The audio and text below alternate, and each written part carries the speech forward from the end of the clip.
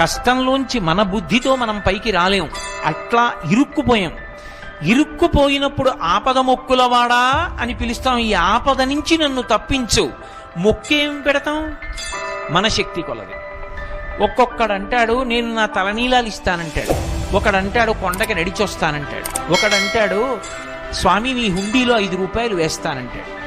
ఇప్పుడు వీటిని మొక్కులు అంటారు. మొక్కు అన్న మాట మీరు జాగ్రత్తగా గమనించాలి. వెంకటేశ్వర స్వామి వారి హృదయం ప్రకారం అయితే వ్యాపారము కాదు. అది పాపము వలన దుఃఖం వస్తోందని వాడు తెలుసుకోవాలి. తెలుసుకుని పిలిచావు పరమేశ్వరుణ్ణి. ఆయన ఏం చేస్తాడు? నేను ఆదుకోకపోతే ఎవరు ఆదుకుంటారు లక్ష్మి? అందుకుని ఉంటాను ఈ కలియుగంలో వెంకటాచలం మీద.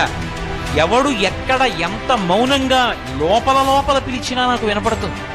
నేను వింటాను, వాణ్ణి ఉద్ధరిస్తాను ఆపదలో నుంచి.